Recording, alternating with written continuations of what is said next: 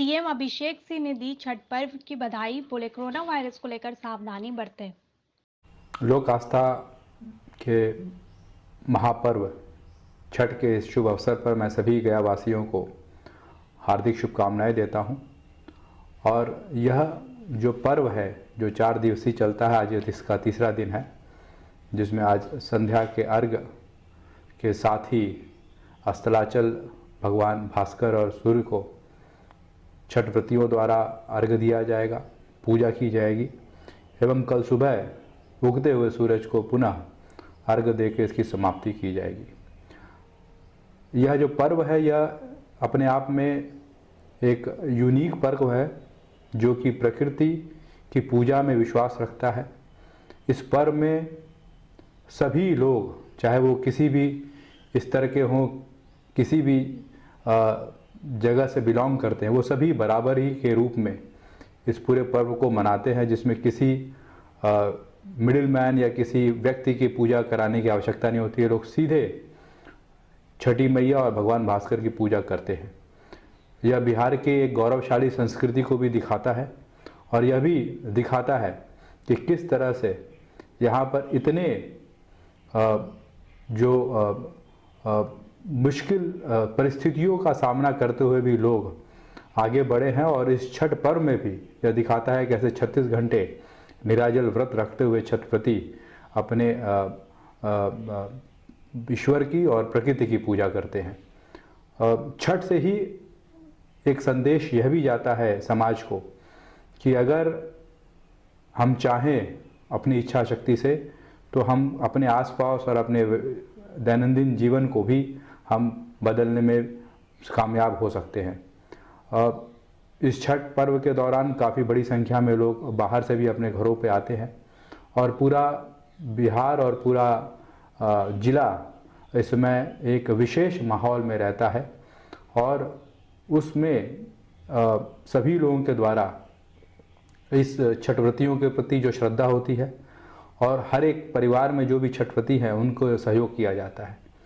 मैं आशा करता हूं कि यह जो भाईचारे का माहौल है, ये जो सांप्रदायिक सौहार्द है, ये पूरे वर्ष और सब समय ये कायम रहे और इस गया की उन्नति और बिहार की उन्नति में भगवान भास्कर एवं छठ मैया का आशीर्वाद मिले। जिस तरह से छठ सभी बराबरी को रूप में मनाते हैं, उसी तरह से एक विशेष परिस्थिति में हम आज जूझ रहे हैं, जिसको जो चाइना से फैले वायरस जो कि कोविड वायरस है उसकी वजह से है।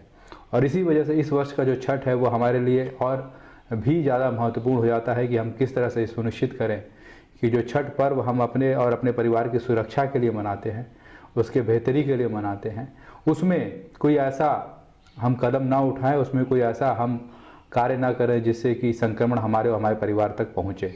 और इसी कारण से मैं सभी गया वासियों से अनुरोध करूँगा कि इस छठ पर्व में जहाँ तक संभव हो अपने घरों में इसको मनाएं और यदि संभव नहीं है तो अपने आसपास जो भी तालाब या कुंड में जहाँ व्यवस्थाएं की गई हैं वहाँ मनाएं। ऐसे लोग जो सक्षम नहीं हैं, ऐसे लोग जिनके पास ऐसी व्यवस्थाएं नहीं हैं, वह नदी घाट पे भी हम लोग व्यवस्था किए हैं, किंतु वहाँ पर सामाजिक दूरी और मास्क का उपयोग जरूर करें। किसी भी परिस्थिति में बच्चों को, मुख्यतः 10 वर्ष से जो कम के बच्चे हैं और बुजुर्ग जो 60 वर्ष से ज़्यादा हैं, उनको घाटों पर ना लेके आएँ। जो कोविड महामारी है वह भी किसी बड़े छोटे को नहीं देखता है। केवल और केवल जहाँ लापरवाही होती है, जहाँ पर जो बेसिक प्रिकॉशन है, सामाजिक दूरी का, मास्क का, हाथ सफाई करने का, जहाँ नहीं फॉलो किया जाता है वहाँ पर ये संक्रमण फैलता है। हम सब अभी तक सुरक्षित हैं, कहीं ना कहीं हमने उस प्रिकॉशंस को लिया है, इस वजह से हम सुरक्षित हैं। मैं चाहूँगा कि जिस तरह से गया ने कोविड महामारी के विरुद्ध लड़ाई लड़ी है अभी तक, वह लड़ाई आगे भी जारी रखनी है जब तक कि वैक्सीन हमारे पास नहीं आता है। और इसी कारण से मैं पुनः सभी गया वासियों से अनुरोध करूँगा कि इस वर्ष जो छठ है वह पूरे सावधानी के साथ, सुरक्षा के साथ और जो दिशा निर्देश दिए गए उनके आलोक में ही मनाएं। मैं इसी के साथ अनुरोध करूंगा अपने सभी भाई बंधुओं और बहनों से जो बाहर से आए हैं, इस समय अपने घरों पर आए हैं। यह एक अपॉर्चुनिटी है बिहार में और सभी जिलों में और खासकर गया जिले के सभी हॉस्पिटल्स में कोविड टेस्ट की पर्याप्त व्यवस्था है।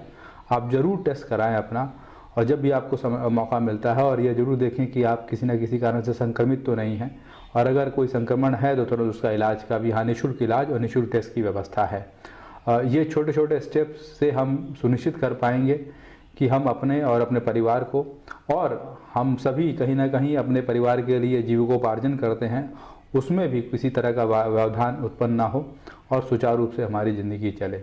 मैं पुनः लोक आस्था के इस महापर्व छठ के अवसर पर सभी गयावासियों को ढेर सारी शुभकामनाएं देता हूं, और मैं आशा करता हूं कि यह पर्व में सभी को ईश्वर सुरक्षित रखें, सभी की मनोकामना पूरी हो, और एक बेहतर गया का, एक बेहतर बिहार का निर्माण में हम सभी अपना अपना योगदान दे सकें।